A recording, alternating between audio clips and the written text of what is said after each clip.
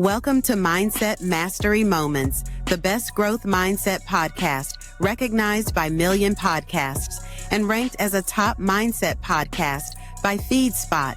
We're proud to be in the top 1% on Listen Notes. Join Dr. Alisa Whyte as we explore powerful insights and strategies to elevate your mindset. Let's dive in.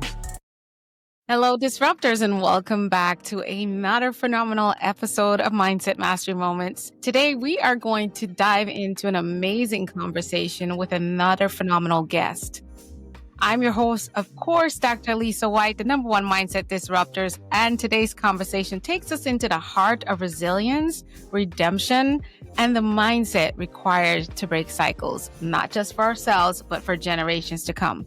My guest is Mr. Oswald Newbold, a certified mediator, author, advocate whose life and work embody the power of transformation. Oswald's story featured in the upcoming book, Breaking Chains, Building Futures, Pathways to Redemption, Education, and Excellence, also co-written by Dr. Stanley Andresi, is absolutely a profound testament to what happens when mindset meets opportunity. After being sentenced to life at 20 years old, Oswald turned his own pain into purpose. Through education, emotional intelligence, and a relentless drive to serve others, he rebuilt his life and is now empowering others to do the same. As a certified mediator through the National Institute of Mediation, Inc., and the Community Mediation Network, Oswald has spent years resolving conflicts, from prison disputes to community and workplace mediation. He has achieved over 90% success rate, and that is astonishing in the area that he works. Today, he's taking that mission even further,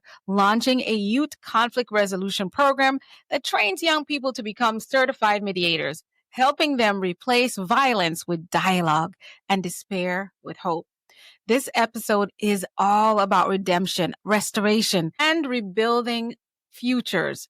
So let's get in. Oswald, we welcome you to Mindset Mastery Moments. We're so glad that you're here with us to teach us and we can glean from your knowledge, wisdom, and expertise, and most importantly, your absolute experience. Again, welcome. Tell us who you are, what you do, and why you do it.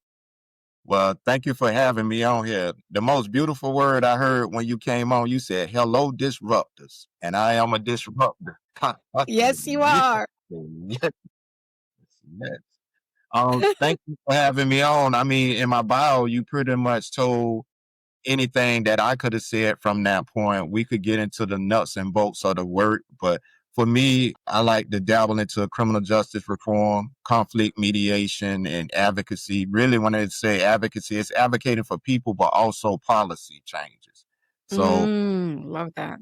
yeah, because so we could sit up in the room on the couch talking all the time. We could be in meetings talking all the time. But if it's a systemic barrier that it takes a change of action on the books, our talking is useless. So that's why I'd like to take the voice to where it really counts. It counts in the meetings, but it also counts to our society when we get the books rewritten. Absolutely. I agree. And I know, like you said, the conversations are important. And I feel like when it comes to social media, we're dominated with so much conversation and knowledge, which is how it all starts. But we're going to experience real transformation only when policies were written, enforced, followed, and understood as well. So the education piece is so important. So I endorse and support your work. And I've just come to a point in my life where if I'm not doing anything about what I'm talking about, then I just don't want to talk about it. That's just my stance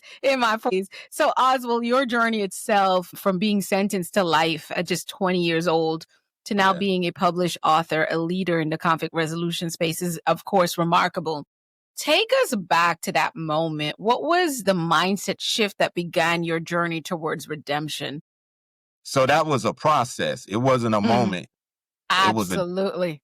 It was a journey and a process. If I really truly unpack it, some of it just came with getting older. Every day you pick up, you be a little wiser. So it was just getting older, just starting to understand more about life. Because when you're young, you see life a certain way. When we 15 years old, we think we know everything. But then one day we turn 20 And then when we 20, we think we know everything. Then we turn 25 and then 30 It and goes on. on.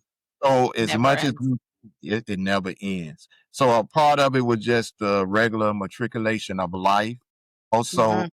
it took a change. It took self-inventory, to be Mm-hmm. honest. You had to Mm-hmm. look in and look at the man in the mirror and say, okay, what could I do better? What could I do differently? But Mm-hmm. also, what could I do that really has a meaning or purpose? And for me, I didn't even recognize my gift. I always tell people pointed out my gift to me. I didn't even Mm, like, I don't know my gift. People had to tell me what I was good at. And I was like, no. And I was in denial for the longest until so many different individuals came to the same conclusion. And I was like, well, what do they see that I don't see? mm-hmm. And once I Wow. embraced it, it just up and up from there.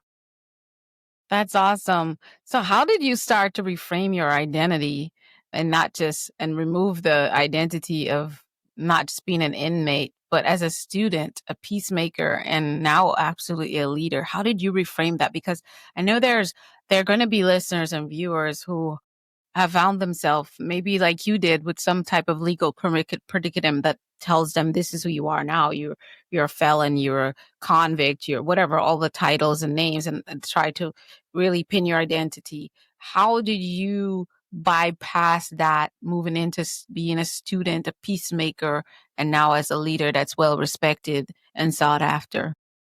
Well, good question. One of the things is the worst day of our life doesn't define who we are as a person. So we have to That's new. start there. We have to embrace it. But we live in a society to that no matter how good you do, somebody always want to remind you of the bad, or Yes. throw it up, right? But for me, it didn't start when I got out. It started when I was in. Because Mm, if you're saying you're going to go out in the community and make a difference, you're saying you want to help people, people look at how you walk, how you talk, who you hang with, what you're doing with your time. So mm, that didn't start out here. That starts from in there because your co-prisoners could be very critical. Oh, that's that jailhouse talk. He gonna go right out there and come right back. So they mm, could tell by the work you're putting in that, yeah. and that was good accountability for me because if it starts there, I knew that it was only going to enhance and be more once I got out. So I started in there. I enrolled in classes. I don't know if you ever heard a part of my story before. When I was in, there was a point that you couldn't pay me to go take a class. So it took me a time to evolve. I was mad at the justice system. I was that guy that Yeah. said, yeah, I was mad. I'm not going to even lie. I was mad at the justice system. Also, I was mad at the justice system. I was one of them guys that say, well, I don't need any classes because I'm going to own my own business. So I'm not going to be on anybody's job. So I'll be an entrepreneur. So I was one of them guys. I'm not even mad at that thought process, but of course, you know, you needed to learn, but you don't know that you're like not working for anybody is exactly what I feel. Yeah. I was there, but it took somebody, he was a little older than me. We were standing in the middle of the rec field. He like, hey, you got locked up when you was young. What you going to do with your life to live how you want to Mm, live? Get out. mm, And he said, right. I don't want to hear about that. You was in college many years ago. So what are you going to do to live how you want to live? I was like, I'm going to Mm, have my own business. And he was like, you don't even have a credit score. Who going to give you some money? A bank not going to give you any money. You crazy, man. He said, what's your credit score right now? I'm, I, no, that's what I'm guessing you said it. I don't know. yeah. So, and I didn't think about it. I just thought if I'm this guy that got this great business idea and I go talk to a banker, if I talk good enough and get them to buy in, I could get the money. And he said, well, no, they like for your business to at least been in existence at least 2 years. So you definitely not walking straight out. So it was a learning curve for me. And then he just essentially said, hey, man, you're going to have to work on somebody's job for a while when you get out. So you might as well go to a class and learn something right now. And I did. So it was a growing process for me. And what I will share is I always felt I was smart. I always felt that I was somebody that could learn. Hmm. My first class I took in prison, it was a business computer software class. It taught you everything about Microsoft Word. It even taught us like access, how to build a database for you. It was in depth. I went in the class and the book told me the first thing it told me to do was insert the cursor. And I didn't know what a cursor was. So that's just how I was official. I couldn't even insert the cursor because I had no idea what the What cursor is a was. cursor? Right, for real. So I say all that to say this. Going to class was the best move I could have ever made because once I got in there, you couldn't keep me out of a class. And I always, yeah. And then it's, you don't know what you don't know. And when you're in school, it exposes where you weak at a lot of times. So I took the tutelage to heart and then I just went hard all the way to the day I walked out and I took what I learned and put it in use straight out the gate. Exactly. Question, I'm curious, did you end up working for anyone for a little while at least, or did you go straight to entrepreneurship? Okay, I ended up working. So I'm going to tell you how the workforce. But when I got out, because I come out of my situation and the different stigmas and everything, I didn't even have a work history because I had been gone for years. So So once, long, yeah. yeah. So when I come home, my first job, it was a general laborer. I was going through a temp agency working 40 hard hours a week in the sun. And when I say hard, I mean hard. But I ended up taking a training before I came home where I left with these 4 state licenses for pesticide. And it helped me get a job with the city. So I ended up landing a local government job 5 months after I got out. Yeah. And it's been up. And I always said, here go the entrepreneur. I said that I'm going to work for 3 years, no more than 5 years. Anything over 5 years will be a miracle. I'm still in the miracle right now. Yes. Yeah, I'm in the miracle. But it's going on 9 years where I've been. But what has helped me here is when I changed departments and I ended up in a department where I could touch lives and help there, it has been the purpose that's kept me there for now. But I'm still thinking entrepreneurship and Absolutely.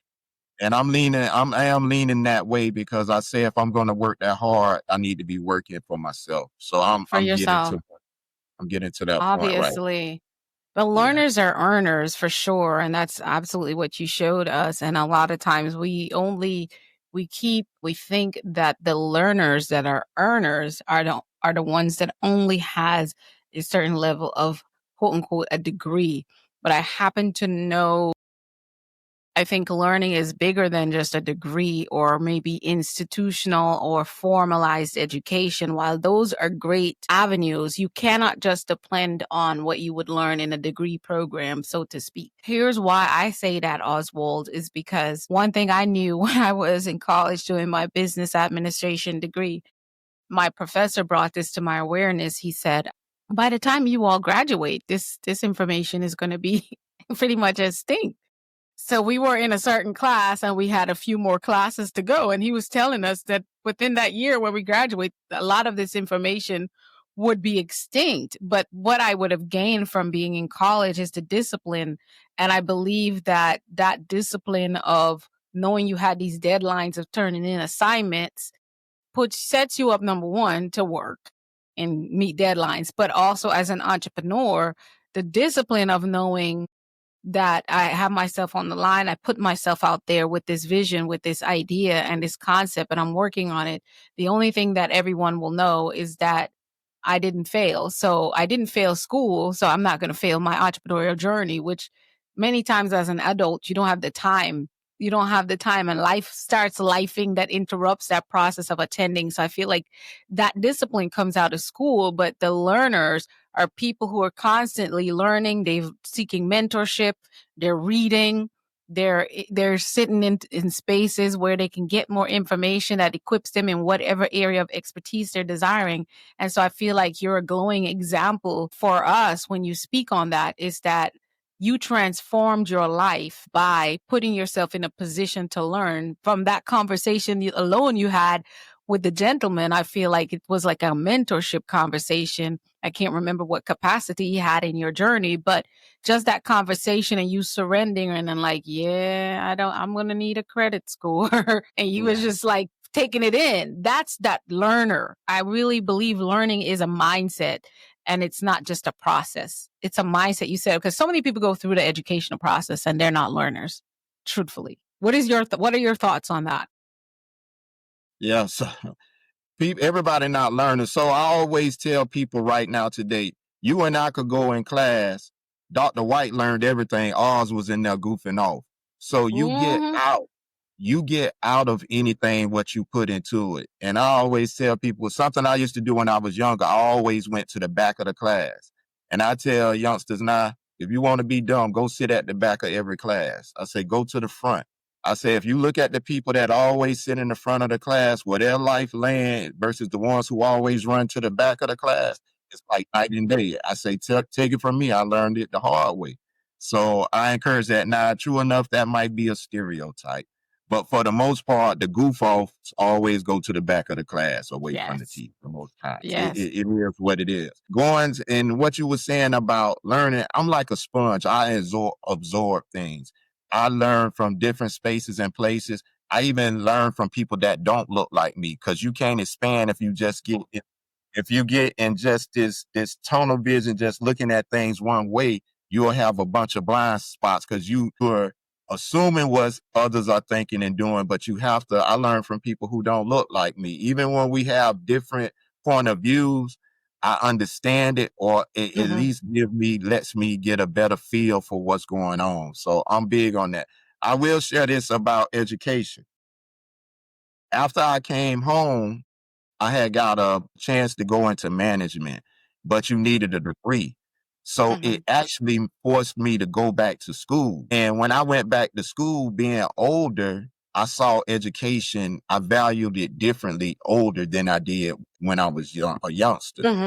I went to school, I'm talking about I was on the president's list. I did so well in school. I loved it because it taught me the technical stuff about research and your sources. How do you unpack this when there's so much information? It gave me that scientific part that I was missing. So in this work, I don't just go out and talk. I go ahead and have the few little facts I need and I go with it. So education is valuable and it changed my life. And the department I was in, I graduated in December. I applied for a new job and interviewed in January and I left in February. So that's just how much a degree changed my Yes. at that time. And Perfectly. yeah, and I did it while working full time, working a part-time job and going to school full time. And when I look back at it now, I say there's no way in the world I'll ever do that again. But No, yeah, but it it was was a lot. worth it. When I look at what I was doing, I'm like, that's crazy. But I made it Yes. night, falling asleep on the computer, missing meals at night, haven't even went and got in the shower, just a lot of stuff. But I look back on it, I'm glad I took it personal because for me, I wanted to finish and I took so many shortcuts in life. I wanted to do the best I could do. So for me, it was great and I love it. So I don't discourage Yes. people away from education. I used to talk them away from it, but I say, look, education is good. Go when you're ready, but when you go get the tools out of there. I say you paying too much money to not walk away with anything. I said, for me, I got all my money out of the professor. As much as my tuition was, I had to get everything. Exactly. I love it. And like you said, that discipline, it's crazy because just like you, I started my own business at 17, Guyana, South America, where I was born and raised. And I didn't have the option just to just go to school, right? So I went to school full time and I ran the business full time. And then my mom had a business and I co-ran that with her full time.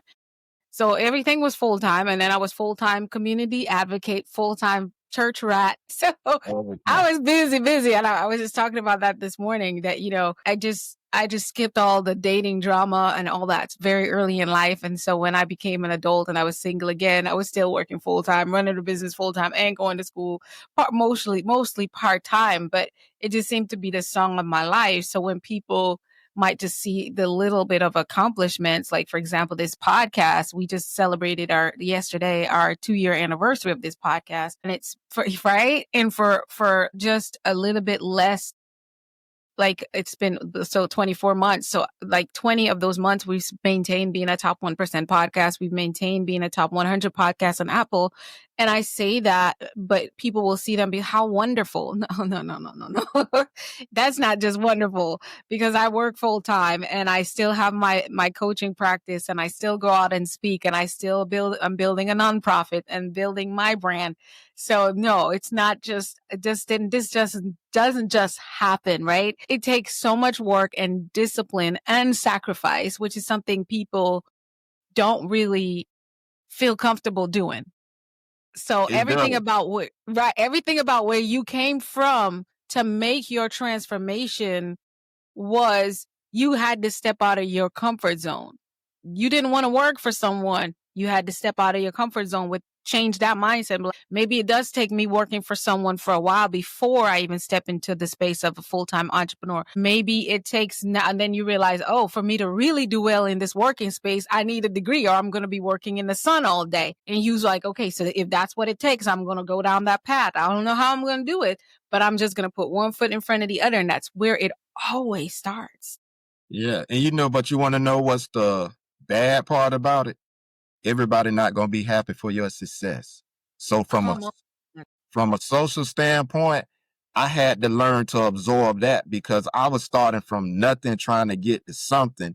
And I think the things that hurt the most is the people know that you're coming from rock bottoms, like clawing to get to everything. From a social standpoint, I had to absorb that. And then one day I had heard Cat Williams on one of his old comedy shows. He was like, everybody got to have haters. And I'm listening. He say, if you don't have at least 5 haters, you're not doing anything good. You living in a comfort zone. Yeah, he said a hater isn't somebody that hates you. They just hate they can't do what you're doing. Or they So won't choose to do what you're doing. exactly. So when I thought about it, I just grew a thicker skin then, and I keep moving forward. And I'm like, God got me, and I just keep it moving like that. So I had from the success standpoint, success sometimes will also make people pull back because you feel like you targeted a lot. So now I don't want to say you lose your confidence, but you're trying to figure out, well, how do I sidestep a lot of these other things? And that just comes with maturity, and just sometimes you just have to say, forget it, and hey, and put your blinders on and move. Stay focused on the goal.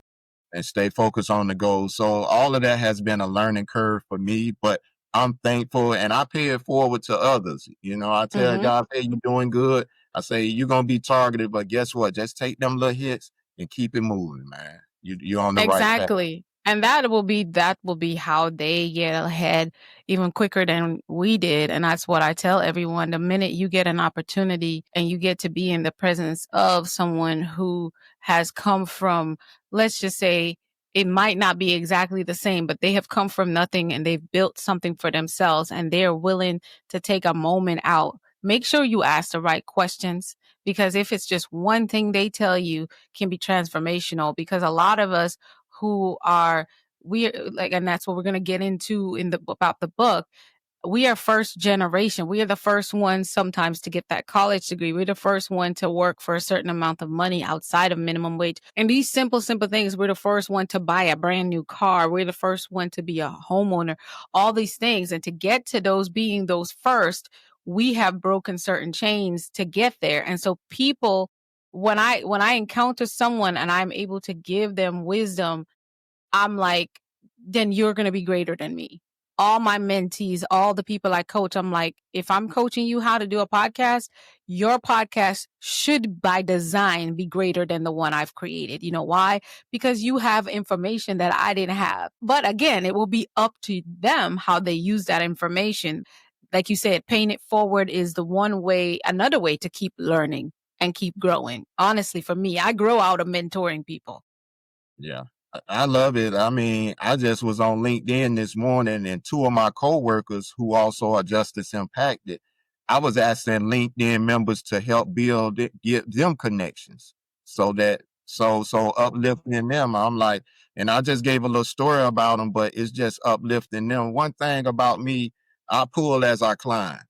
And that's what people love about me. I'm never going to go through a door without pulling somebody with me. Even if you ain't ready to go, I might be like, Dr. White, you coming with me, girl? Let's go. Right. Yeah, because a lot of times we want it be our ego. We want to be way up here while everybody is beneath us, or we want to be way ahead of everybody while Is everybody behind. behind. Guess what? When the tables turn, you find yourself by yourself, but you created that You island for created that. yourself. You Come gone on. and you created that for yourself. So I've been blessed through helping others, and I don't That's right. regret it. And if others do better than me, go higher than me, it's just like you said, because that's what we need. Mm-hmm. We don't need them to be where we're at, because this is bigger than us. We're going to pass on at some point. And a lot of times that person will sometimes become your legacy. Sometimes you have your own biological kids who don't want to win as badly as another young person you might meet. And so they might be the one who will stand when you're long gone and no one remembers your name and said, you know what, Dr. Alisa Whyte was one person who told me this, and that moment transformed how I thought about life. And since then, I've never been the same. You never know. That's not why I'm doing it. Sometimes they wouldn't remember my name, but their life transformed and going on and making a difference in the world is my legacy. And that doesn't erase no matter what. So you just keep pouring. Let's talk about one of the major recurring, and that brings us to this because I felt like it's a major segue or a little chat off there. But one of Okay. the recurring themes in the book, Breaking Chains, Building Futures, is the power of education, of course. And we kind of ran through that. But the other thing that I love that it talks about is mediation as a bridge between chaos and clarity. How did becoming a mediator change the way you actually view conflict and forgiveness and power ultimately? So again, most things for me wasn't like a light bulb hit. It was a process. And when I first got introduced to mediation, I didn't know they was looking for an alternative to violence. It was looking to give prisoners an alternative rather than wanting to beat each other up. How can you talk this out as human beings? And in that, getting those tools, understanding mediation, and the first thing they teach you in mediation is not to talk. The first thing you have to do good as a mediator is listen. Yeah, listen. And don't jump to assumptions and things. So for me, that's where it really helped me out. And then it just also made me more equipped to navigate different terrains with friends, family, associates, even navigating the terrain of my life. Like what could I have done differently to get a different outcome? Mm-hmm. So that's how mediation is like it's like secondhand nature to me now. I'm always like giving people, trying to help them work it out rather than us just wanting to take off. And sometimes I have to catch myself too, but we get so passionate about things or we don't want to let things go. And then I had to share with somebody recently, like Malcolm X said something. He say, bitterness is like drinking a cup of poison thinking the other person is going to die. So That part. so we don't want to forgive the other person. We mad, we bitter. They going on about their life. Get over that right Yes. there. Yeah. Yes. So And I don't think people underestimate what you just said and how powerful it really is if you just kind of take it in and realize that you really are putting yourself in a really bad situation and nobody else but you is really getting hurt when you do that stuff. Really. And I mean, and some people say, right? They not. I don't think we realize. I just said this to a colleague who reached out about a situation she was dealing with at work. And I said, usually I want to sit here and listen to you go on and on, or anyone go on and on, because I think we need an outlet. But you've kind of gone on and on for the last few hours back and forth on this. We're going to have to choose to let this go. Because I'm going to tell you right now, your supervisor wrote you up. He forgot about that already. That email he sent you, he has moved on. He's probably writing somebody else up by now. That's his way of life. You now over here keep going back and forth and stewing on this. It's slowing you down from your progress. You get to choose what you allow and how you allow it to affect you. I'm like, you cannot control him. So since you already know that, what are you going to do? Like, what's your choice? Because it is a choice to sit here and go on and on for days at a time and be angry because you still at that job. It's like, if you were getting a new job, I would understand, but you haven't even started looking for a new job. And that's still their boss. So either way it go, you're going to have to get over it. You can't go That's to my point. you can't go to war about it. So, and then if they had a reason to write you up, you got to take accountability. And I think that's where we struggle in life. Take accountability for what we did wrong, correct your course, and keep it moving. I agree, but for her case, she did not do something wrong. Like she went out there and just do it. I think he overanalyzes. Like, okay, you don't write someone up for coming back from break 50 minutes late the very first time the entire time they've ever been there. You usually have a conversation with them, right? So he went a little too further, and I get that, but at the same time, he's going to be him. And the fact that I told her, I said, the fact that he is comfortable doing that tells me, who don't even work there, that his higher ups are just as toxic. He can get away with it. He has been getting away. So they will fire you long before that changes. And I'm not saying that you don't need it, but make sure you have the security and you have a job before you go up against their system. Because if you need that paycheck, you can't fight while you inside. And that's why I think individuals like yourself that teaches conflict resolution, I think a lot of people have to understand timing. It's not whether or not you should speak up. I'm not questioning whether you should stand against injustice, but you need to have all the information. And I like what you said. The first thing you have to do when it comes to mediation in conflict resolution is listen more than you talk. And listening is active listening. It's not just hearing what someone's saying. It's being able to listen, understand, process, and determine the right path to go. And I'm sure more. Tell us more. What do you mean by listening? Because I think someone needs to hear what that really means when someone in your capacity says listening. Well, you said it correctly. It's not just listening, because people could be listening and they're not absorbing anything you just said. So it's actually understanding, comprehending, like paying attention to what has been said. And you said it right. And I was thinking about something too here about the person who got written up. In the back of my mind, I was thinking about something. Okay, they could talk to him, but you can't go in there angry. You got to come, tone is everything, right? So use some diplomacy with it at the right time. You can't be trying to talk to the person when you're walking in the rain and it's lightning or you mad and all of that. Let's get for real. But I was thinking about something that I used to do as a manager. I said, if he wrote her up that fast, I wonder, did he turn it in? Because something I used to do when I was a manager, I used to write people up. I used to scold them. And then the thing never went in their file. I just put it in a little stack right behind my desk. It was a send a message, because I know you're going to go out there crying, because they know if you got wrote up, the rest of them knuckleheads are tighten up. Nobody's ever seen it. It's just us. Exactly. That too. Yeah, that too. So my thing is, I was saying, I wonder did he turn it in? Because that's kind of extreme to go straight to it. He probably did not turn it in, because she didn't even sign a paper. It was sent via email. And that's what I tell people.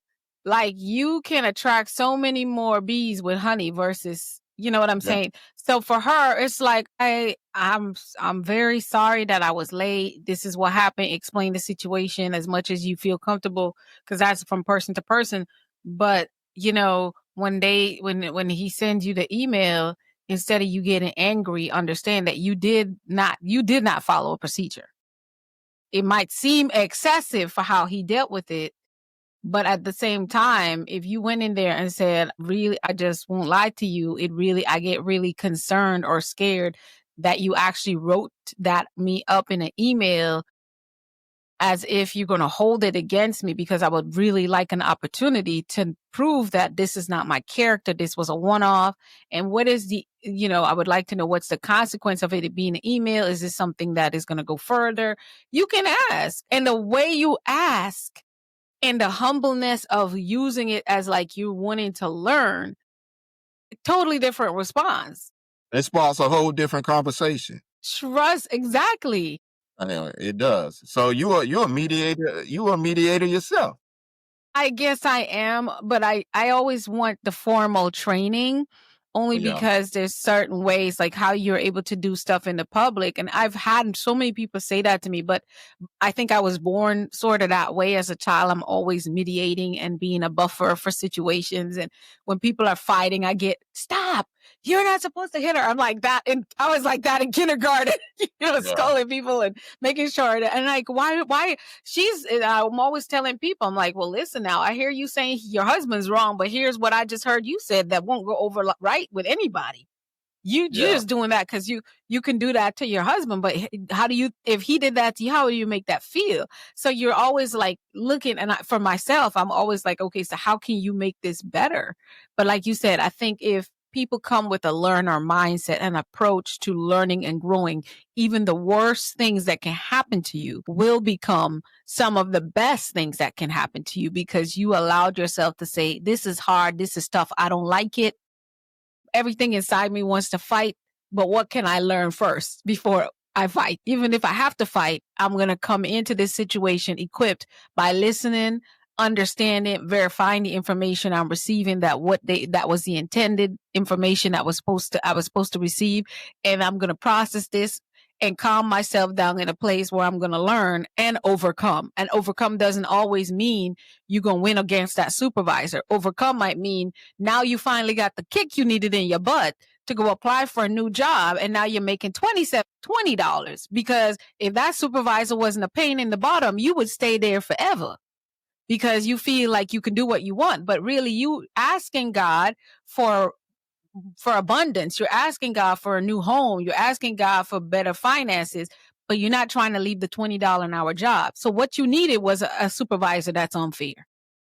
And Dr. Whyte, I'm gonna share something too. Before I went to working in reentry, who's my boss now, the director, he was trying to get me for 2 years. I wouldn't move for money because I was making more money, and to go do the work I do now, I would have gotten less money. And guess what?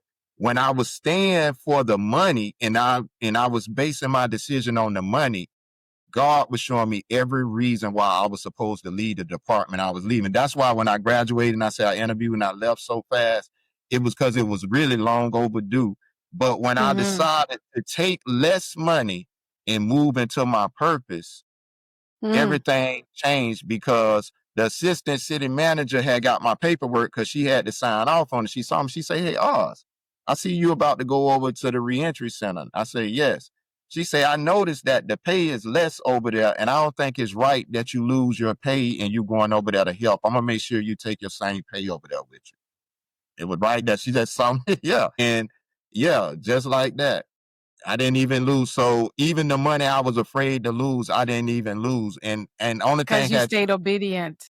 stayed obedient. And I was going. When I made a decision, not based on money, everything got purpose, everything got better.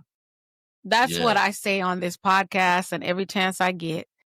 Once you know what you are put on this earth for, and you commit to that, and that is your guiding, I would say your North Star. I say purpose is the needle in your life's GPS. It's what guides where you go, when you go, how you go, who you go with.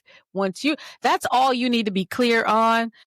You might know your purpose. You might have a vision of what you're supposed to be doing, but not know where you're supposed to do it, who you're supposed to. Those details will play out very little by little, because if literally God shows you all of it, you'll be like, nah, that's just too much. I don't want to deal with this person. You can move that out and you'll want to rearrange stuff. So usually you have this clear vision and you have a purpose and sense of who you are and what you're on this earth to do. That's all you need to do. So when it comes to who you're going to be in relationship with as a business partner, let it guide you. When it comes to who you're going to marry, let it guide you. Where you're going to work, let it guide you. Let it guide you. And everything else always works out. That's what you just told us. You're like, look, it was a pay cut that turned into not a pay cut, but me feeling more fulfilled and me giving value in what I was designed to do, more of what I was designed to do. And speaking about purpose, something too, a lot of times people have a purpose and they do things, but we have to keep our ego out of that purpose. Because sometimes, is it really purpose if we're doing it for credit? If we're Come doing it for on. glory? Are we really doing it for the true purpose? Is it really purpose if you're doing it for the wrong reasons? It Come on can't now. be purpose. So I look at that a lot of times, and somebody had said something to me a few weeks ago about a lot of times when we doing work, especially in advocacy or just when you're Mhm. fighting for different things. And she had pointed out, she had wrote an article about the opposition within. And what she was Mm, saying that people do certain work, you do certain work, but you don't even really believe in the work you do. It's just a check. And a lot of times you think the barrier is outside of that. Many times it's coming out of your own organization. It could be the supervisor that say no to everything. If we're not doing anything, what are we doing? So right.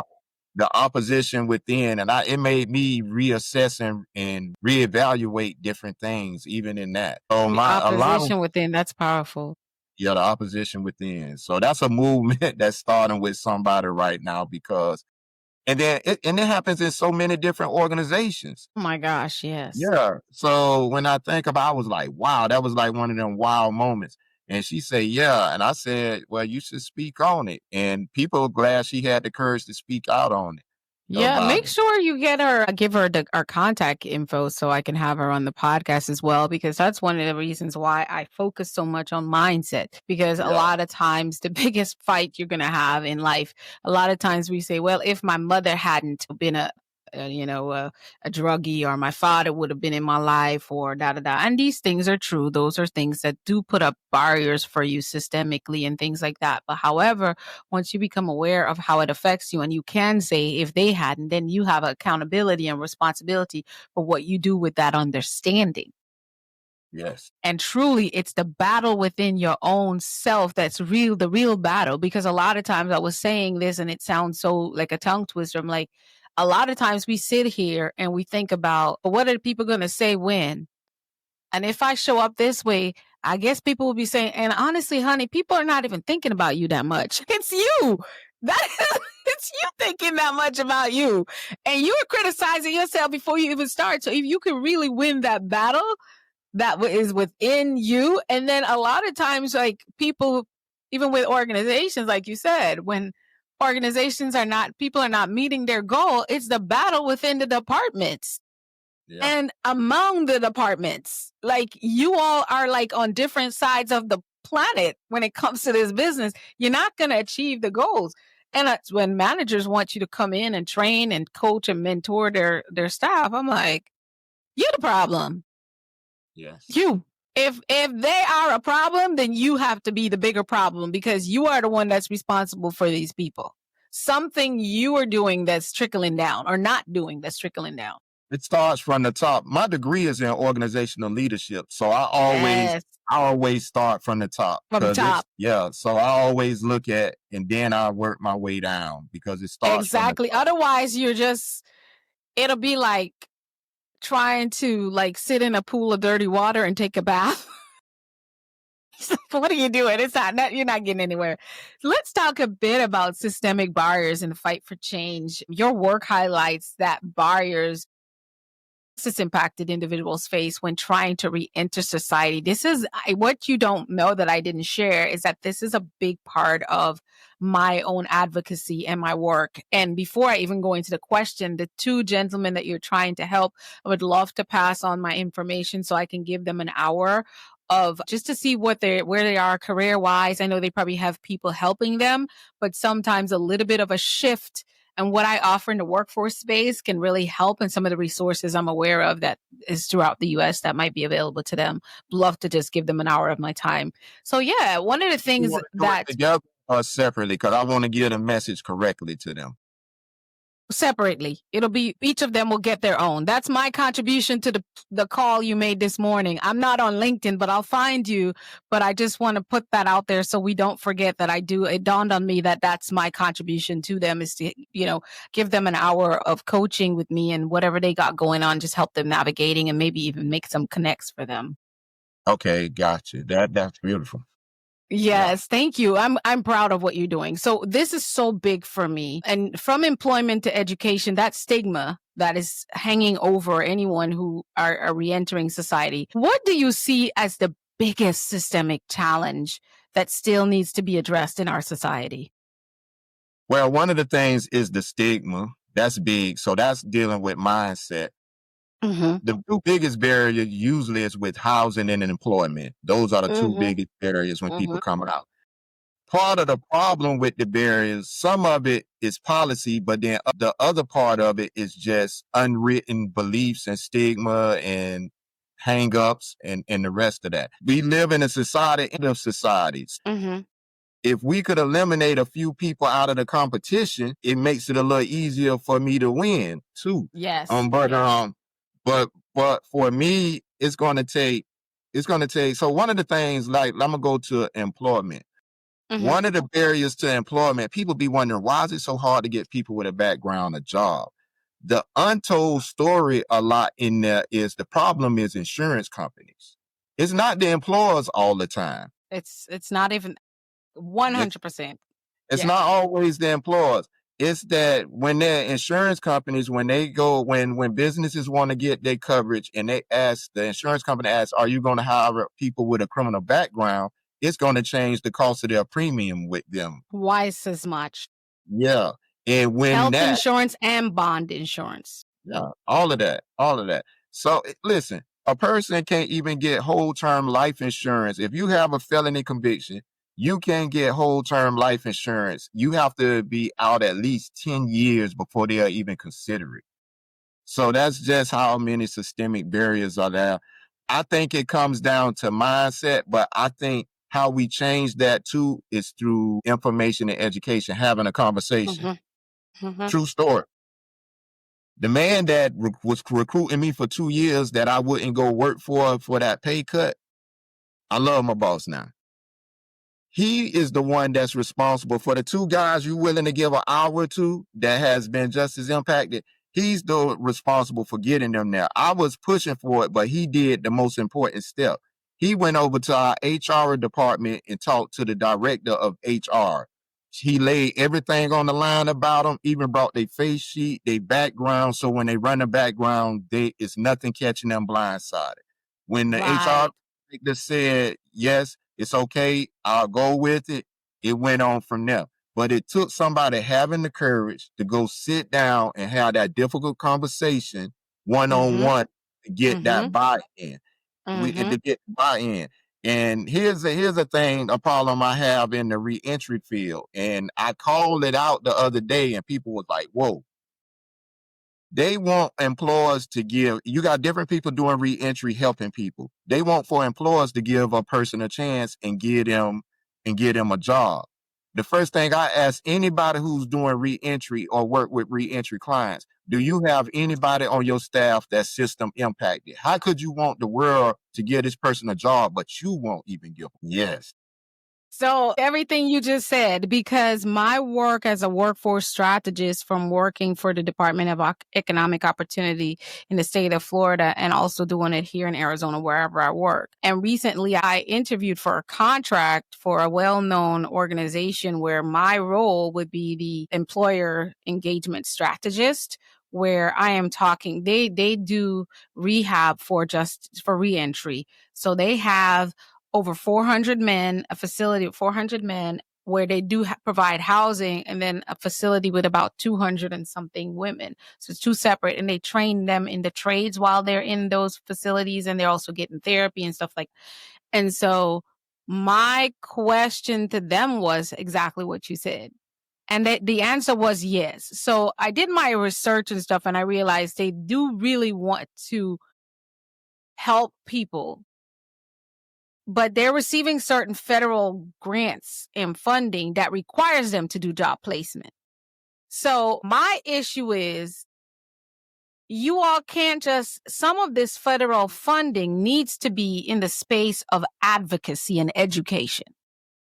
So when you're bringing me on board or contracting me to come on board, I want you to understand that part of my role to be effective is not just recruiting employers to be willing to hire your participants, is educating employers on the reality of why and what sometimes it would take a group of employers to go up against these insurance companies to say, look, just because someone went to prison, it's not the end of them. As a matter of fact, I hired John, I hired Alisa, I hired Oswald, and they are some of the best employees I've had. I've lost so many people, and this man is still here, and this is his performance. 5 years tenure, no issues, no write-ups. He's only been late one time. And that's because his daughter was ill or something. Like, we need where that education is, because it's going to take more than you and I speaking to bring this change.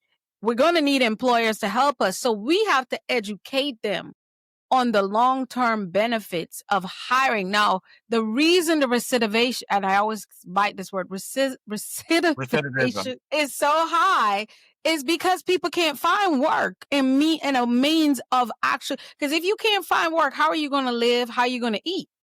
So the system itself that, like, I don't want to say cause you. The system itself that promoted you becoming a criminal 15 years ago, 5 years ago, 10 years ago is the same system that will help you become a criminal again. Because the same opportunities you didn't have at 15 is the same ones, even worse, are not even available to you at 30, at 40.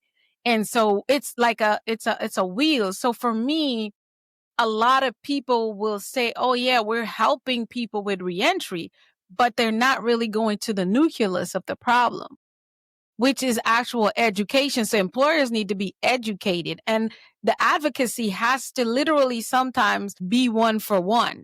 Whereas you might not want to hire Oswald, because I know, like, you can't be an HVAC technician for companies that do home repairs, because the insurance bond is so high to have those people to go in the house because they have there's so many laws we can go on. And as I work the system to help people get employed, I ran into them one by one, and I'm like, how is this even, like, you see how I'm frustrated. I'm like, how is this even real? So we've got Oswald in the prison, training him. He's getting a master's degree, all this stuff. We amping him up, amping him out. And when he comes home, he can't find work. And that's discouraging. So I'm glad you mentioned that. I went on a tour. We went in a prison week before, not this past Friday, the Friday before last.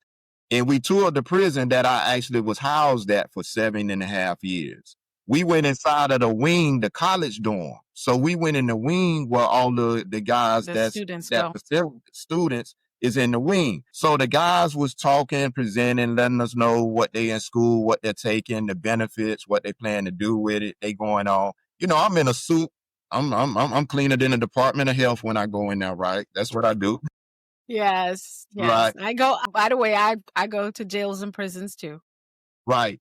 But they had so they was telling me about that. People come out of prison and do great things and are able to be great and rise. And they was going on. And I asked the guys, I said, hey, can I drop a jewel with y'all real quick? And they was like, yeah. And I say, that room right over there in the corner, I was there 7.5 years. So I know that greatness come out of this place. I know greatness come out of this wing. I know that. And they, like, them guys, like, lit up in there. That's what they needed, that.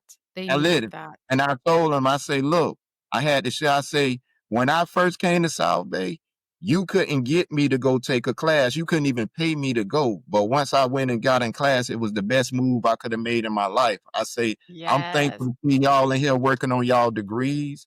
I said, keep working on it, get all you could get. But just understand that degree is not going to save your life. You still have to change as a person. So you got to get your mind and your heart right to go along with that degree.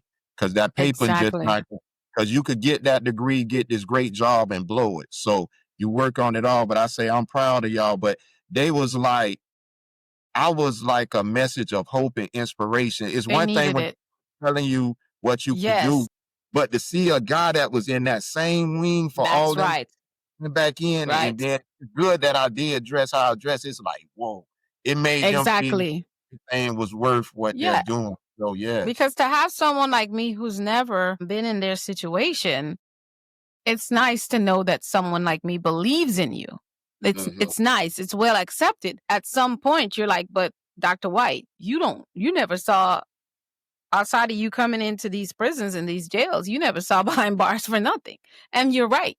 And so for me, having men like you, and I mean, you're about the maybe sixth individual, and I say not on the podcast, but in my world, that I'm going to be pulling on. I need y'all, because my work and my advocacy is nothing without you all, because you are the living, breathing testament of, once you choose to make a difference and a turn in your life, no matter what is set up against you, you will find a way. Yeah. And It had me thinking about something. When I got that job with the city, 14 months after I got at the city, I became a manager, and I was over a budget of $2 million in my division. I wasn't even out 24 months. So, and the first person that I hired happened to be somebody with a background. My first hire. So yeah, it's a lot going on, but please do reach out to me to help, because I'm always in the fight. I just come back from Africa, and I I was over there 6 weeks. Yeah, and because honestly, I would say, I'm saying this out loud, I would be that person, because when a lot of parts of the world, they don't label people felons and things like that. I know I'm from Guyana, South America, and people the only people who suffer in that society after going to prison are people who might have been a murderer or a rapist. They would have a little bit of a challenge, but you don't have a felon. Like, you're not a felon, and they don't hold it against you. The system doesn't. If you decide you're going to come home and make something of your life, you have the same opportunity as everybody else. Right. So for me, when I came to the USA, it was like, what? I'm like, why don't y'all leave this country when you get out of jail? Just go somewhere else, because this is crazy. You can't vote. You can't this. You're not human anymore. And yet there's so many millions of people committing crimes and just haven't been caught. Yeah. I mean, and then when you listen to some of the things that some people are in prison for, it's like, how are they in prison for 5 grams of weed? And weed is legal. You think something? I could show you something bigger than that. In Florida, you get caught driving with a suspended driving license 3 times. That's 5 years in prison. Yes, I know. I'm from there. Little stuff like that. So you got the guy who was drunk in the party, and he was peeing outside because he was drunk, and he gone to prison for 15 years and is a registered sex offender and a felon for life because he was drunk and peeing.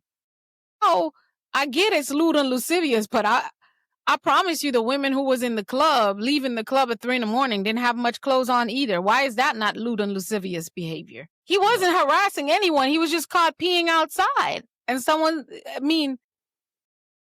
again, I'm from another country, so peeing outside is very normal. You got to pee, you go pee.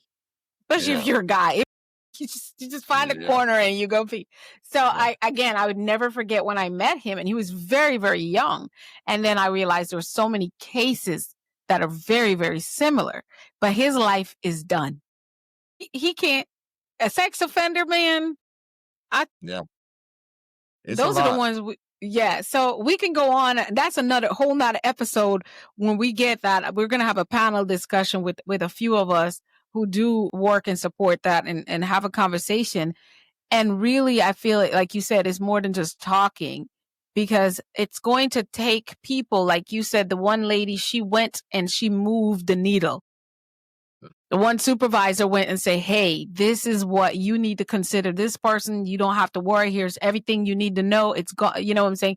We need people like that to actually rise up in the meantime, while people like you work on changing laws and policies. We need people to rise up. So here's the thing. One of the things that stood out to me about your youth conflict resolution program is how it equips young people to mediate, to be peacemakers instead of participants in violence. Can you share what your vision looks like for that?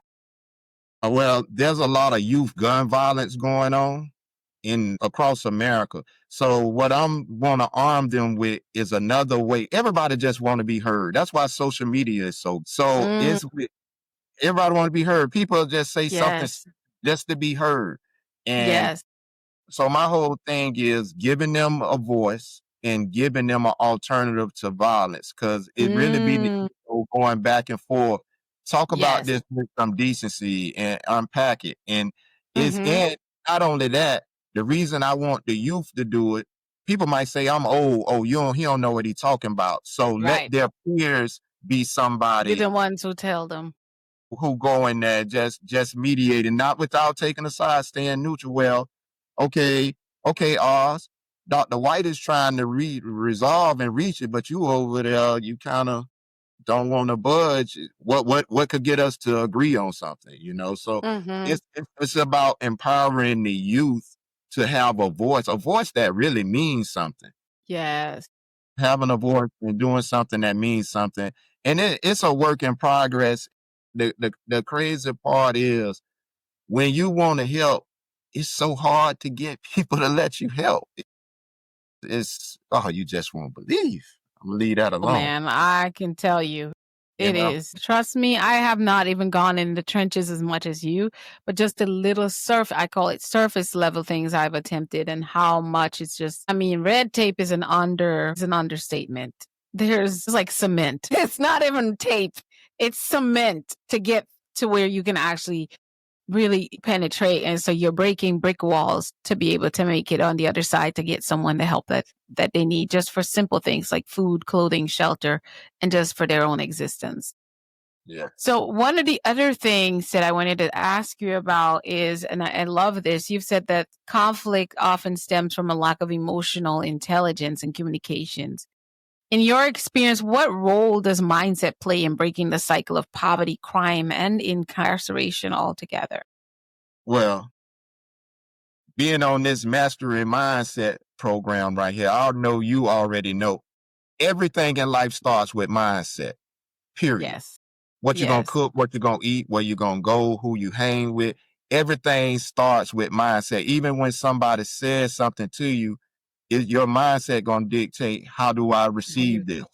Right. Yes. So everything starts with mindset, point blank and period. And so that's just how important it is.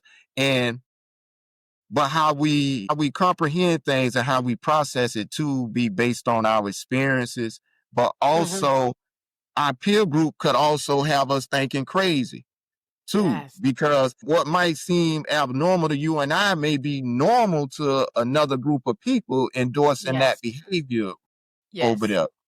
Yes. My thing is, like, we have to pour into people. People are different. I mean, we live in a society where they say it take a village to raise a child. The village is not existing in America like it used to anymore. Everybody, hey, I don't want you talking to them over there. Everybody kind of siloed in their Yes. own lane.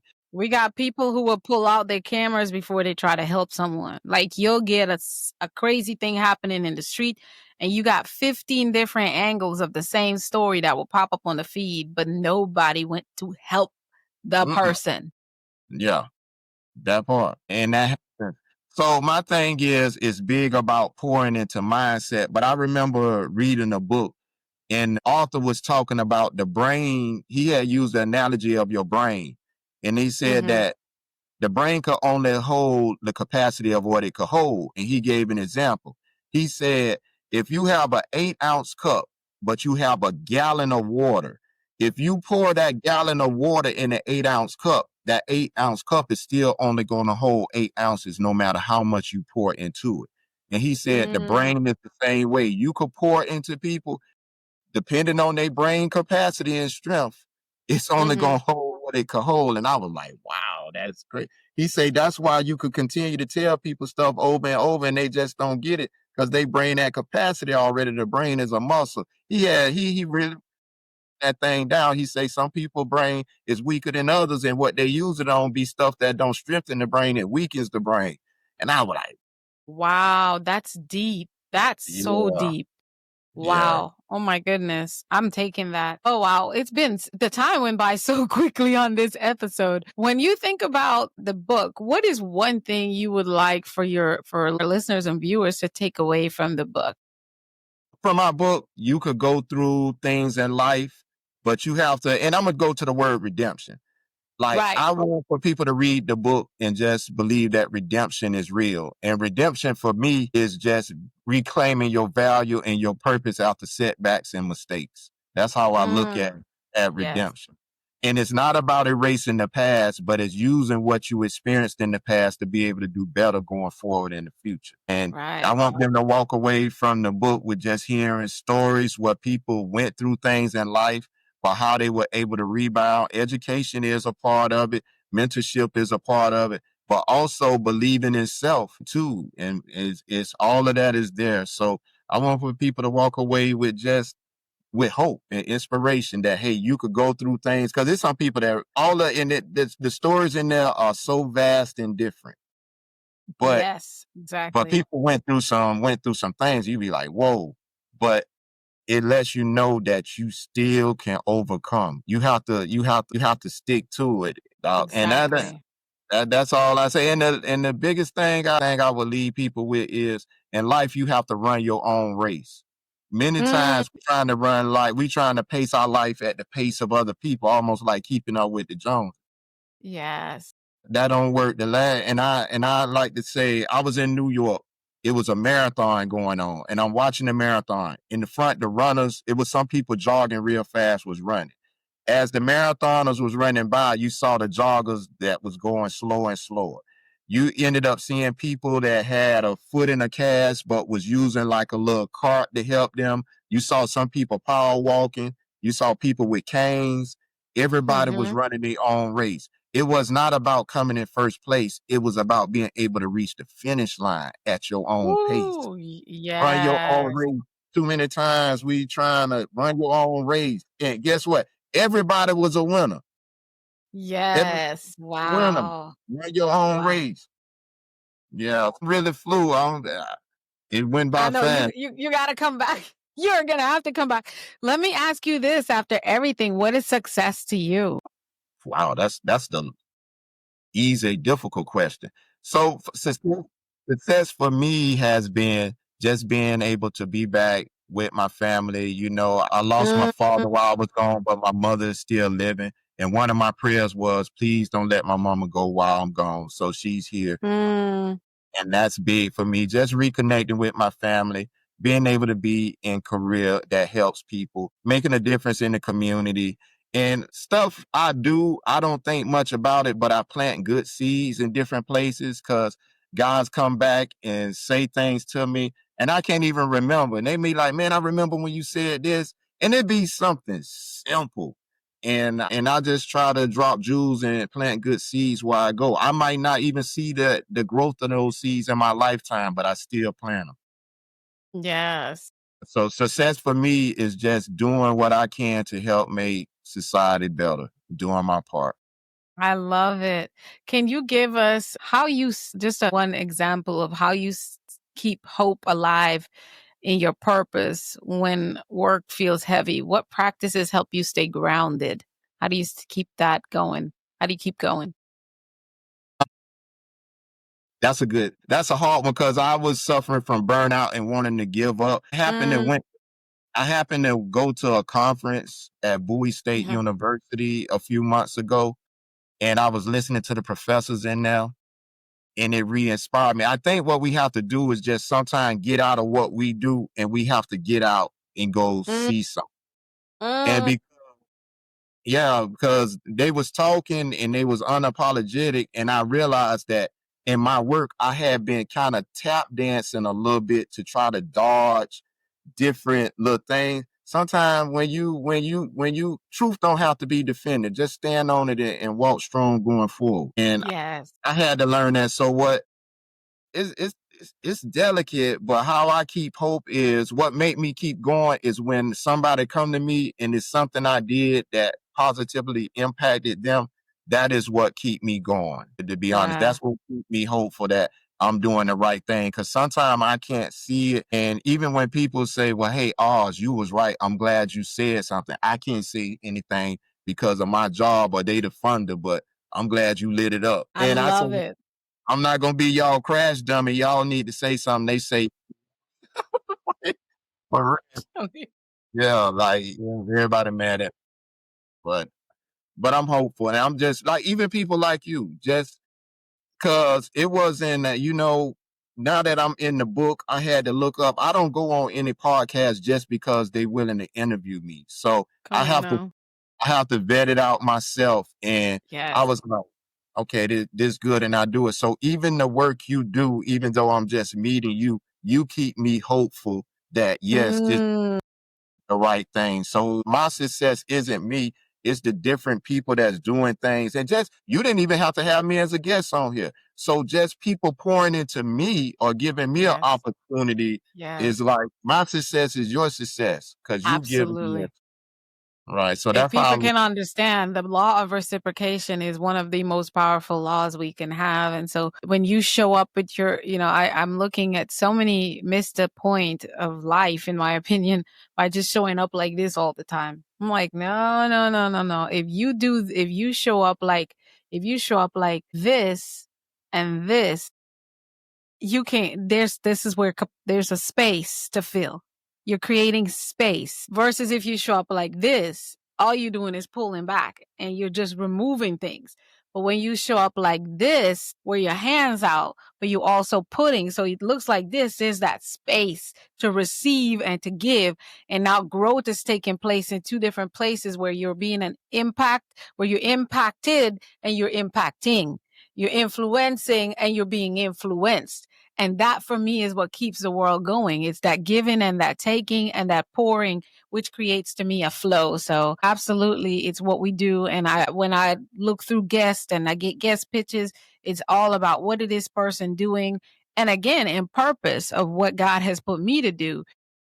Am I called to facilitate their platform, their conversation, and what being a part of their message means as well for what God has put me on the earth to do. So we just appreciate you, and I'm grateful. I'm grateful that I've met you, and so now you don't just get to run off and go back into your world. You still got to you still got me to deal with, pretty much. Yeah. So if Yeah, you would tell our listeners and viewers, my dear brother, how you would love for them to stay connected with you.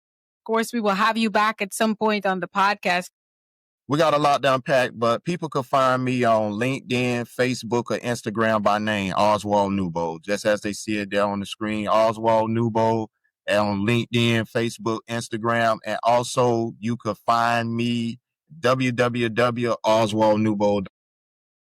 Perfect. Absolutely. And you all know that, as always, it's in the link in the description, wherever you're watching or listening to this episode with us today. We're so grateful, Oswald. Your life is a masterclass in resilience and redemption for sure. Thank you so much for showing the world that no matter where you begin, your mindset can always rewrite your future.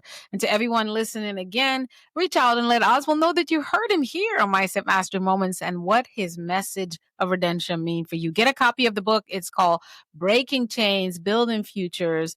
And you can also find out exactly where to get that if you do go to oswaldnewbold.com. Until next time, disruptors, keep mastering your mindset. Think, speak, do become. I'm Dr. Alisa with my co-host today, Mr. Oswald Newbold, and we will see you on the next one. Thank you. Bye, everyone.